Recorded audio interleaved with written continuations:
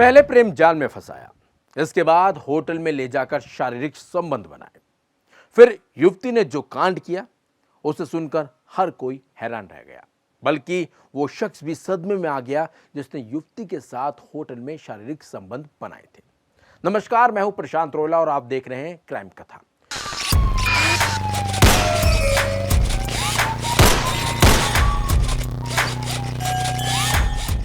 Crime कथा में आज हम एक छोटे शहर की युवती की एक ऐसे कांड की कहानी सुनाएंगे जिसे सुनने के बाद ना सिर्फ पुलिस हैरान है बल्कि उसका परिवार भी शर्मिंदा होगा। यूपी का एक छोटा शहर है हाथरस, जहां की एक युवती ने बड़े सपने देखे, पैसा कमाने का बड़ा प्लान भी बनाया था और इसी प्लान के तहत वो पहुंच गई मुंबई।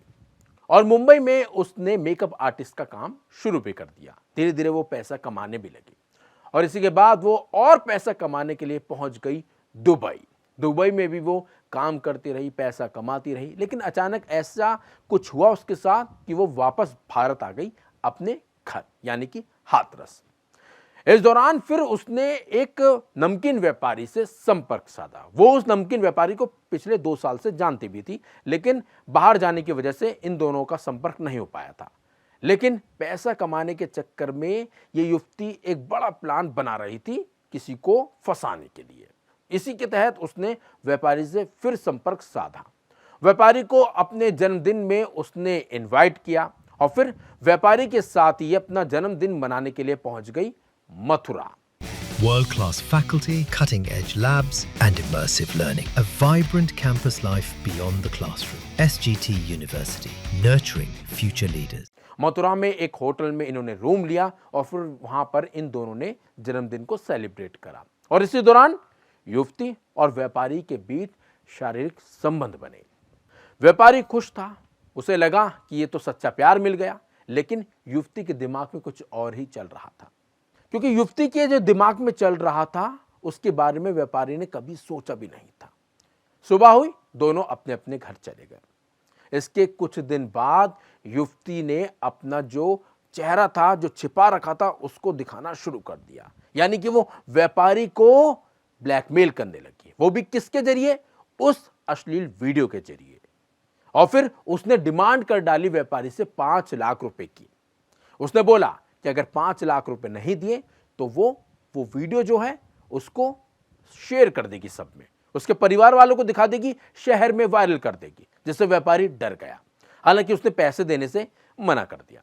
इसके बाद युवती की डिमांड बढ़ती चली गई। युवती ने डिमांड कर डाली 7 लाख रुपए की। व्यापारी ने फिर भी मना कर दिया। युवती बोली कि ये तो मानने वाला नहीं है। फिर युवती सीधे पहुंच गई उस व्यापारी के घर पर, वहां हंगामा किया और रोने धोने लगी। व्यापारी पर आरोप लगा डाले कि इसने मेरा अश्लील वीडियो बनाया है। फिर परिवार भी डर गया व्यापारी का और फिर युवती ने कहा 40,000 रुपए दे दो, मैं किसी को कुछ नहीं बोलूंगी। हालांकि इस दौरान व्यापारी समझ गया कि दाल में कुछ काला है और इसने सीधे इस मामले की जानकारी पुलिस को दे दी। पुलिस ने जांच शुरू करी तो जांच में पता चला कि युवती ने ही वीडियो बनवाया था व्यापारी का, क्योंकि उस होटल में एक और शख्स मौजूद था जो इन लोगों के अश्लील वीडियो को बना रहा था। पुलिस ने फिर दोनों को गिरफ्तार कर लिया, उस युवती को भी और उसके साथी दोस्त को भी। फिर जांच हुई। जांच में पता चला कि इन दोनों ने पैसा कमाने के लिए हनी ट्रैप किया था, यानी कि अश्लील वीडियो के जरिए वो व्यापारी को ब्लैकमेल कर रहे थे ताकि पैसा ठगा जा सके। लेकिन व्यापारी डरा नहीं, उसने पुलिस में इस मामले की शिकायत कर दी थी और पुलिस ने फिर इन्हें गिरफ्तार भी कर लिया जांच के बाद।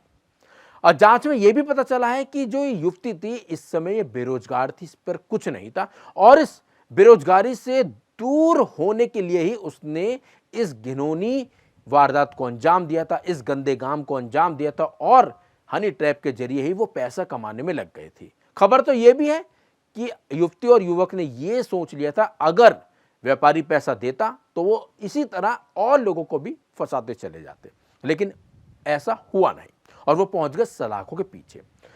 खबर तो यह भी है कि पुलिस को दबाने के लिए, यानी कि पुलिस उन्हें छोड़ दे, उसके लिए उन्होंने कई लोगों से फोन भी करवाए। लखनऊ तक से खबर है कि फोन आए थे, लेकिन पुलिस नहीं मानी।